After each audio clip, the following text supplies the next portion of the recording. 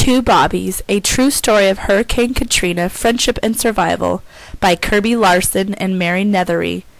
Illustrated by John Castles. Neither Bobby the dog nor Bobcat has a tail, and some say that's what brought them together. No one knows for sure how they met. Perhaps their owner had a soft spot for pets with no tails, but the two Bobbies, as they're now come to be known, were each exactly the friend the other needed at exactly the right time. This is their story. The city of New Orleans on the mighty Mississippi is a place many people and pets call home. Jamming with jazz and dressing up fancy for Mardi Gras, it buzzled with life day and night. But on August 29, 2005, Hurricane Katrina bore down on the city and everyone who lived there, including a wisp of a cat and one puppy. Winds roared to 110 miles an hour. Rain pounded hard and fast. Strong winds pushed walls of water from the Gulf of Mexico into Lake Pontchartrain.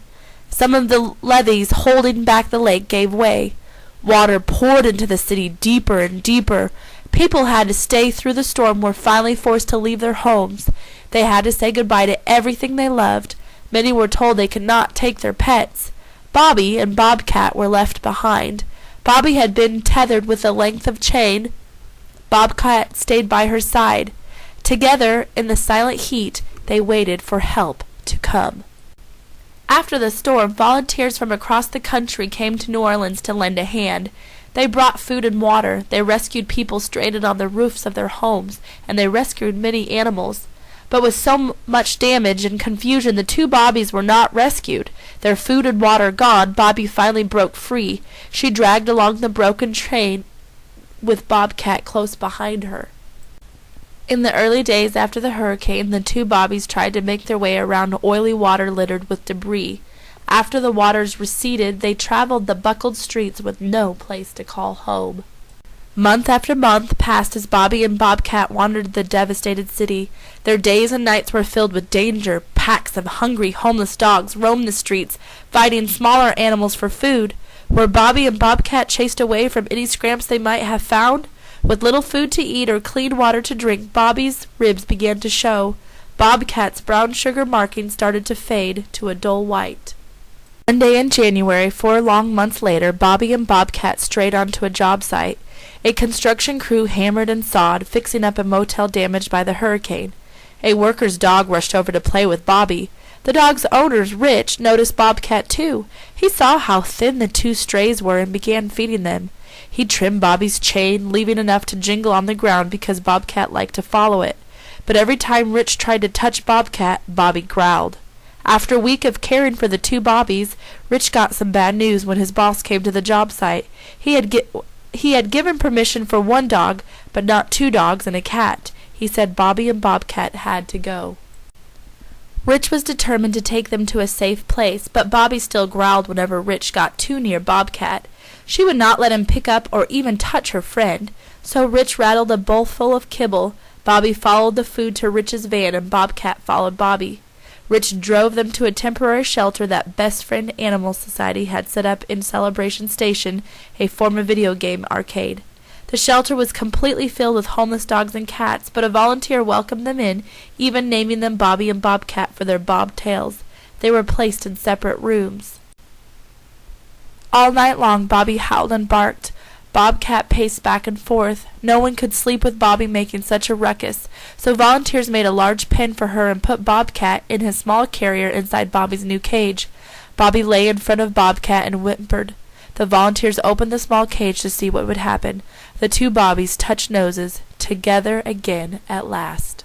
For the next few minutes, the volunteers studied Bobby and Bobcat. They noticed how Bobcat stayed close to Bobby. They saw how he walked with his neck stuck out and how he carefully lifted his front paws, placing them down as if he were unsure of what he might step on. Someone waved a hand in front of Bobcat's face. Bobcat did not jump back. Another volunteer waved her hand. Bobcat did not even blink. Everyone was stunned. Bobcat was blind. All that time on their own, Bobby had been Bobcat's seeing eye dog. The volunteers and even an ace pet detective searched for their family with no success. 1 month later, Celebration Station closed its doors, but Bobby and Bobcat still did not have a home. There was only one thing left to try. The Two Bobbies made a television appearance on CNN's Anderson Cooper 360. The very next day, the Best Friends volunteers left New Orleans. One of them drove Bobby and Bobcat to the Best Friends Animal Sanctuary in Utah, where they would stay until a new family could be found. They were on their way west when the news came in. Hundreds of people wanted to adopt them. It would take a very special family to adopt them together. The volunteers made a list and invited everyone on it to come and meet the Two Bobbies. Only Melinda and her Boston Terrier Gus Gus made the long trip to Utah.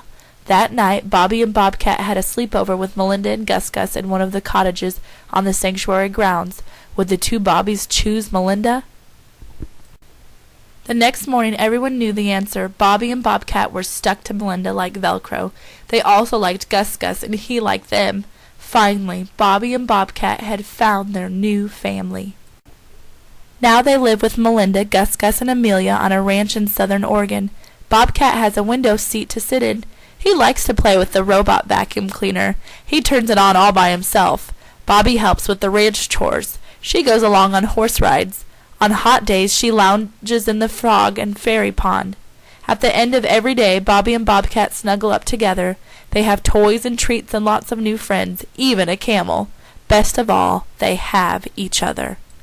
After the storm. Like thousands of others, the Two Bobbies lost their family and everything dear to them when Hurricane Katrina hit New Orleans.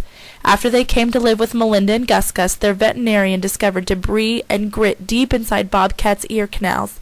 His right eardrum was broken. Did Bobby snatch Bobcat from the dirty floodwaters that had filled New Orleans?